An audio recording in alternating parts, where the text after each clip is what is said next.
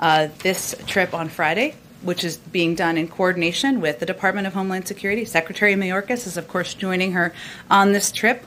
And the planning and timing of it was done in coordination with them, is part of the coordinated effort between her office, her work, the Department of Homeland Security, the Department of Health and Human Services, to continue to address the root causes and work in coordination to get the situation under control.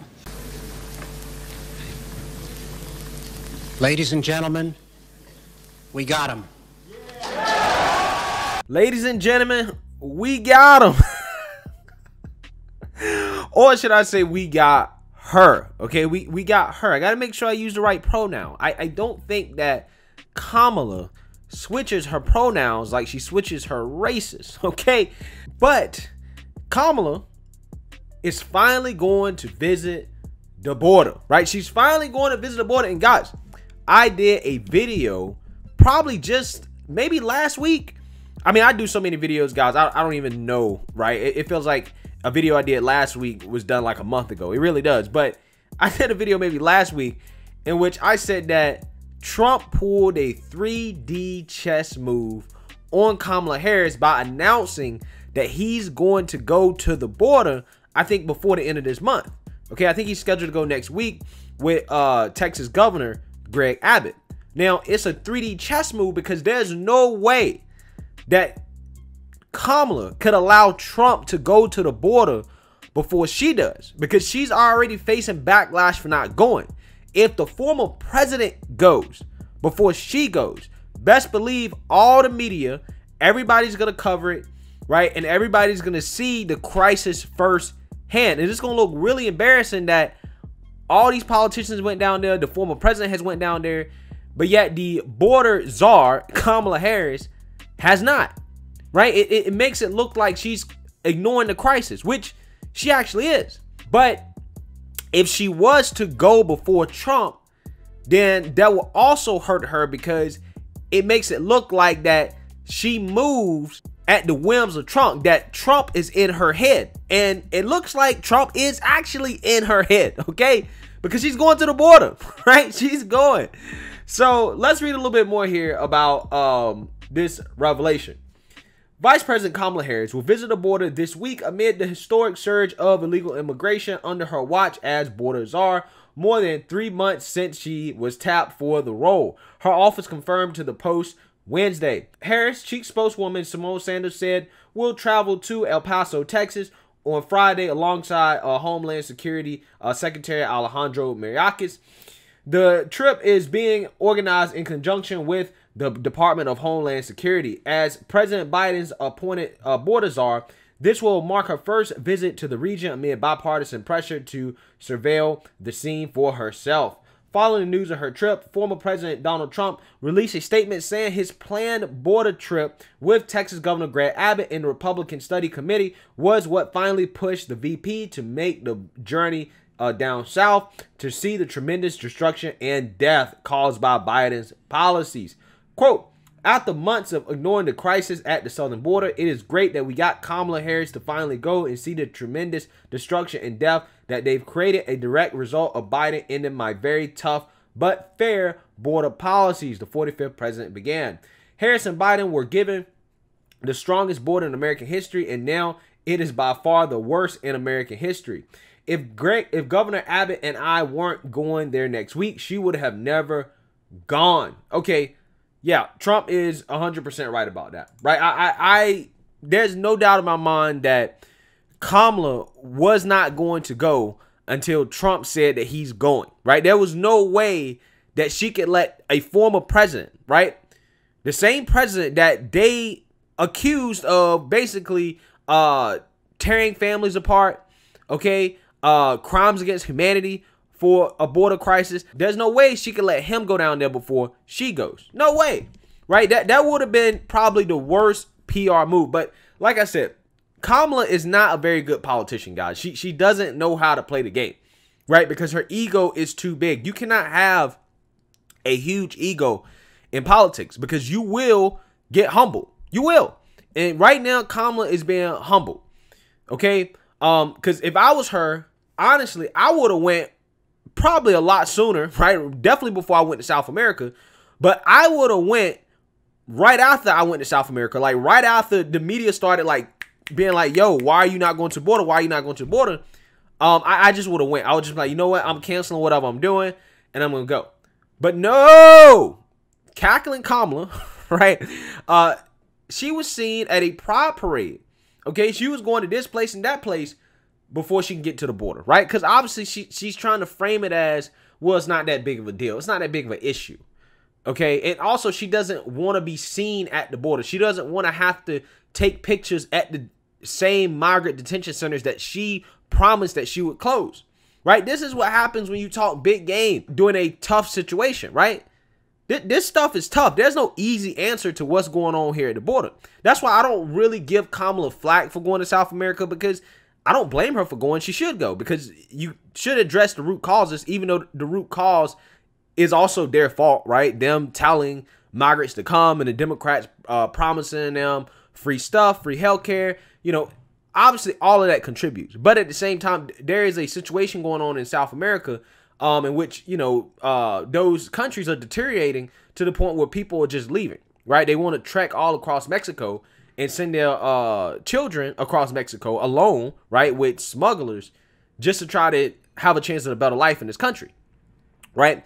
And like I said, Kamala has contributed to that. She made a crisis worse, okay? Her and Biden.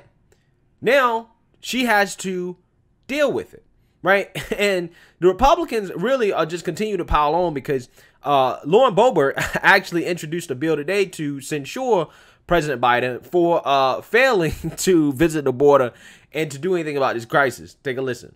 President Biden passed the buck to cackling Kamala when he tapped Ms. Harris as border czar. Her work on the border is non-existent. It's a joke, and even she laughs. But it's not funny. I am proud to lead my colleagues in filing a bill to censure President Joe Biden for his dereliction of duty and failing to secure the southern homeland. He has refused to enforce the laws that Congress has passed to secure our border. So yeah, I mean, the attacks are going to keep coming, right? They're going to keep coming. And deservedly so, because Kamala failed in this situation. She failed. The far left is not going to let Kamala really do any real border control. They're not going to. They're not going to let them empower law enforcement officials, border control officials, because, again, that will turn off their base. Okay, so they're stuck between a rock and a hard place, because they can't just keep allowing people to come in, and they can't seem like they're not doing anything about it, because that's going to turn off the moderates. The Democrat Party still needs the moderate vote, right? They still need to try to get some Republicans to vote for them.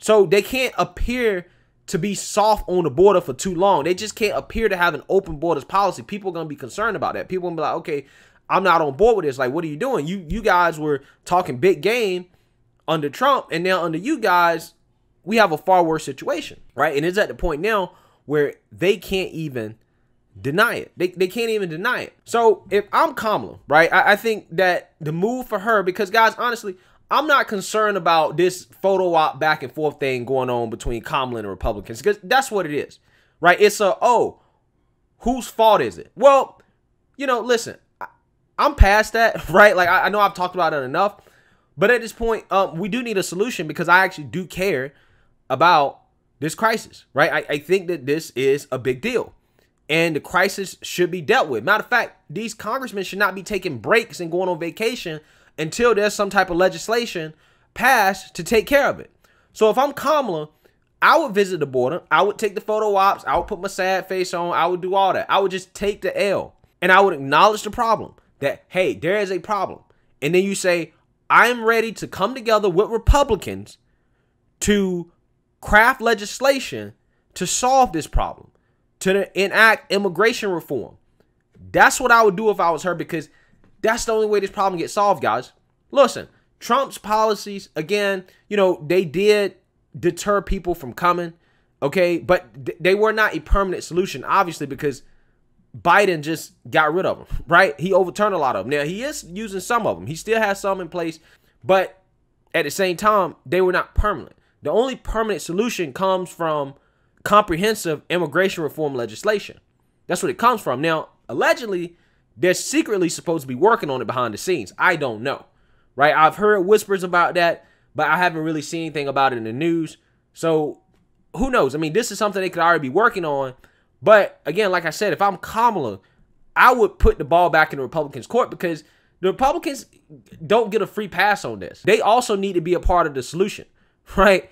You can't just go to the border and say, oh, everything is so bad and Kamala sucks and Biden sucks and this, but yet at the same time, you're not willing to do any legislation. You can't get away with that. At some point, they actually have to be willing to legislate. And I don't understand, for as much as they complain about this problem, why have they not tried to take care of this problem under Trump, right? Why did they not do that? Okay, because they had the numbers in 2017. Trump ran on the border wall. I mean, Trump had to fight tooth and nail just to get that. Had to redirect funds to get that. So I got questions. Do the Republicans actually really care about this, or are they just using this to go after the Democrats? It's a convenient problem for them, in which they can just say, oh, look, it's a Democrat's fault, while at the same time not really trying to do anything about it. Why have they not shifted the priorities of the Biden administration and say, listen, why are we focused on the Voting Rights Act when we have an immigration crisis? We should be working on immigration reform. At the very least, it makes it look like that you're trying to have a permanent solution to the problem, or at the very least permanent, relatively speaking, when it comes to politics, because there are no permanent solutions, right? They're just trade-offs. Okay, there are no solutions, they're trade-offs. Thomas Sowell, right?